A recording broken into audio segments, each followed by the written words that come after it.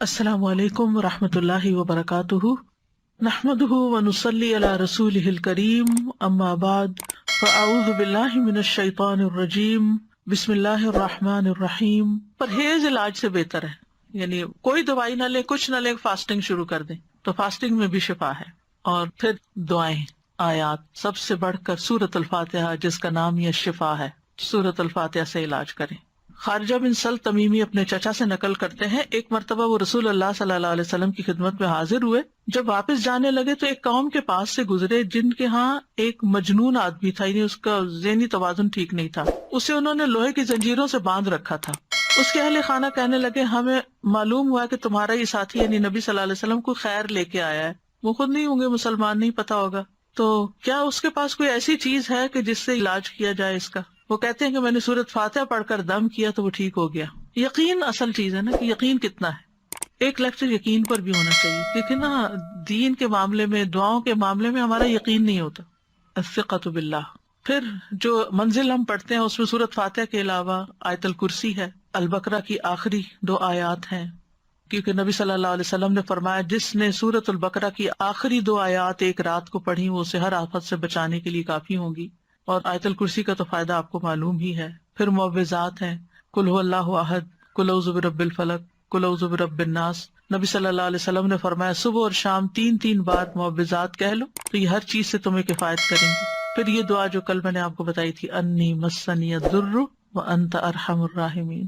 اور اگر وسوسے آ رہے ہیں بہت اور بے چینی ہے اور دل پریشان ہے تو انی مسنی الشیطان بنصب وعذاب، کہ شیطان نے مجھے سخت تکلیف اور عذاب میں ڈال رکھا ہے، یعنی وسوسوں اور نیگیٹو تھنکنگ کی وجہ سے۔ حضرت ایوب علیہ السلام کا حال یاد کر کے اور پھر انت ارحم الراحمین بھی کہیں ساتھ۔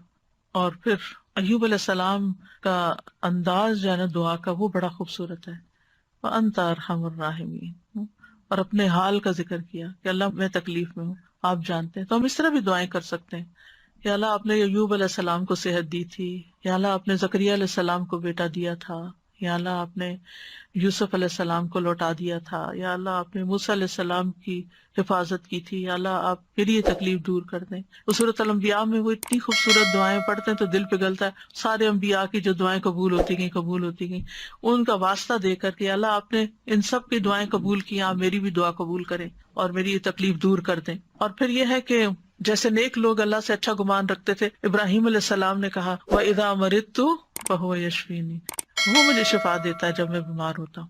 یہ یقین ہو اور پھر اس طرح شفا مانگے اللہ سے کہ اللہ تعالیٰ آپ کے ہاتھ میں شفا، بیدک الشفا۔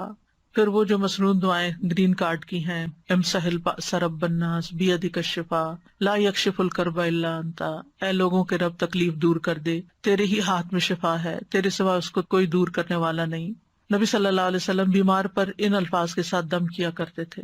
اور پھر ایک اور روایت میں آتا ہے، انس رضی اللہ عنہ کہتے ہیں کہ میں تم پر وہ دعا پڑھ کر کیوں نہ دم کروں جسے رسول اللہ صلی اللہ علیہ وسلم پڑھتے تھے۔ تو حضرت ثابت کی طبیعت خراب تھی تو انہوں نے کہا ضرور کیجیے، تو حضرت انس نے ان الفاظ کے ساتھ دم کیا، اللہم رب الناس مذہب البأس اشف انت الشافی لا شافی الا انت شفاء لا یغادر سقما۔ پھر اسی طرح یہ ہے کہ اگر کوئی جل جائے تو اس کا علاج نبی صلی اللہ علیہ وسلم نے کس طرح کیا۔ ایک خاتون کہتی ہیں کہ میں حبشہ سے واپس آ رہی تھی، مدینہ سے کچھ فاصلے پر تھی، تو کھانا پکانا شروع کیا، لکڑیاں ختم ہوئی تو لکڑیوں کی تلاش میں نکلی تو بچے نے ہانڈی اپنے اوپر گرا لی اور وہ بازو پہ گر گئی اور وہ جل گیا۔ تو وہ پھر لے کے نبی صلی اللہ علیہ وسلم کی خدمت میں حاضر ہوئی، کہا اللہ کے رسول صلی اللہ علیہ وسلم، میرے ماں باپ آپ پہ قربان، یہ محمد بن حاتم ہیں اور ان کے ساتھ یہ ہوا ہے۔ تو آپ نے اپنا لعاب دہن ڈالا اور سر پہ ہاتھ پھیرا اور برکت کی دعا کی، اور اس جلی ہوئی جگہ پر لعاب دہن ڈالتے جاتے تھے اور ساتھ یہ دعا پڑھتے تھے، اذہب البأس رب الناس واشف انت الشافی لا شفاء الا شفاؤک اشف شفاء لا یغادر سقما۔ اور پچھلے دنوں ایک پوسٹ آپ نے بھی شاید دیکھی ہو جس میں وہ کوئی حکیم یا طبیب ایسی ریکمینڈ کرتا ہے کہ اگر کوئی شخص صبح کے وقت اپنا پہلا لعاب اپنی آنکھوں کے اندر لگاتا ہے تو اس کی آنکھوں کی بینائی تیز ہو جاتی ہے اور بیماریاں دور ہوتے ہیں۔ بہرحال لعاب کے اندر بھی اللہ نے شفا رکھی ہے۔ اور پھر اسی طرح خود کو تکلیف ہو اور یہ یہ تو میں نے بہت دفعہ آزمایا ہے کہ درد کی جگہ پر ہاتھ رکھ کے انسان 3 دفعہ بسم اللہ پڑھے اور 7 دفعہ اعوذ بعزت اللہ وقدرتی من شر ما اجد واحاذر. بہت ہی خوبصورت دعا ہے اور بہت جلد تکلیف دور ہوتی ہے. خاص طور پہ اگر گھٹنوں وغیرہ میں تکلیف ہے تو آپ ان کو کلونجی کے آئل سے رب بھی کرتے جائیں اور یہ دعا پڑھتے جائیں تو انشاءاللہ ٹھیک ہو جائیں گے. پھر اسی طرح اگر کہیں پھوڑا پھنسی ہے چھوٹا موٹا تو اس پر نبی صلی اللہ علیہ وسلم یہ دعا پڑھتے تھے، بسم اللہ تربت اردنا بریقت بعدنا لیشفى به سقیمنا باذن ربنا.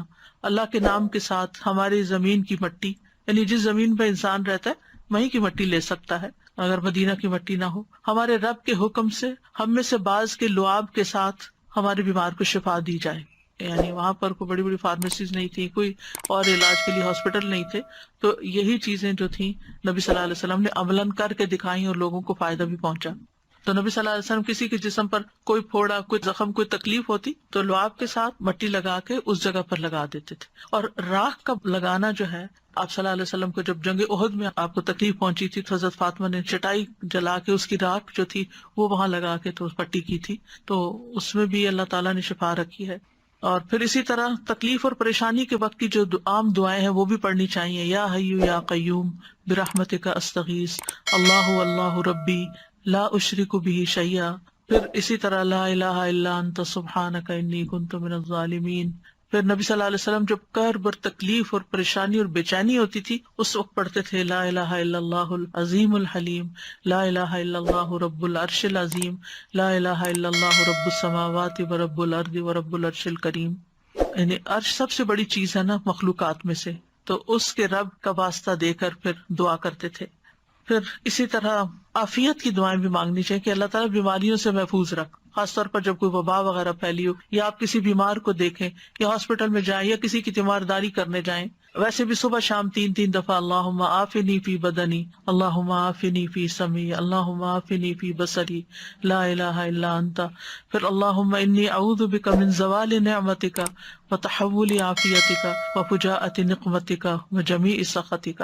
اے اللہ بے شک میں تیری پناہ لیتا ہوں اس بات سے کہ تیری دی ہوئی کوئی نعمت مجھ سے چھن جائے اور تیری دی ہوئی عافیت پلٹ جائے اور کوئی ناگہانی عذاب آ جائے، اور میں تیری تمام ناراضگیوں سے تیری پناہ لیتا ہوں. اور پھر اللہم انی اعوذ بک من جہد البلاء ودرک الشقاء وسوء القضاء وشماتۃ الاعداء. اے اللہ بے شک میں تیری پناہ مانگتا ہوں سخت مصیبت، بدبختی لاحق ہونے، بری تقدیر اور دشمنوں کے خوش ہونے سے.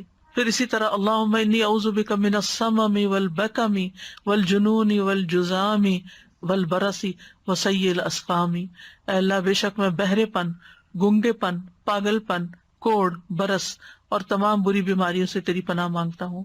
اور پھر اللہم انی اعوذ بک من الہم والحزن والعجز والکسل والجبن والبخل وغلبۃ الدین وقہر الرجال. اخلاقی بیماریوں سے، روحانی بیماریوں سے نجات. اے اللہ میں تیری پناہ مانگتا ہوں دکھ، غم، عاجزی، سستی، بخل، بزدلی، قرضداری کے بوجھ اور لوگوں کے اپنے اوپر غلبے سے.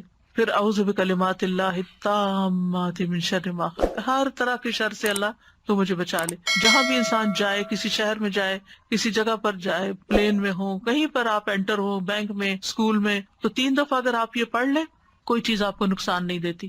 کیونکہ انسان کو ڈر ہوتا ہے نا کہ یہ وائرسز ہوں گے، اور خاص طور پر آج کل کے سیناریو میں.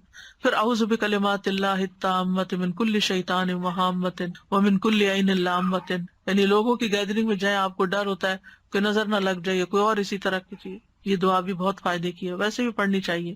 اور پھر شیطانی وسوسے سے اگر بہت نیگیٹو تھنکنگ ہو رہی ہو اور بہت برے برے خیالات آ رہے ہوں، کسی کے بارے میں کوئی بات بہت بری ستا رہی ہو، تو اعوذ بکلمات اللہ التامات من غضبہ وعقابہ وشر عبادہ ومن ہمزات الشیاطین وان یحضرون.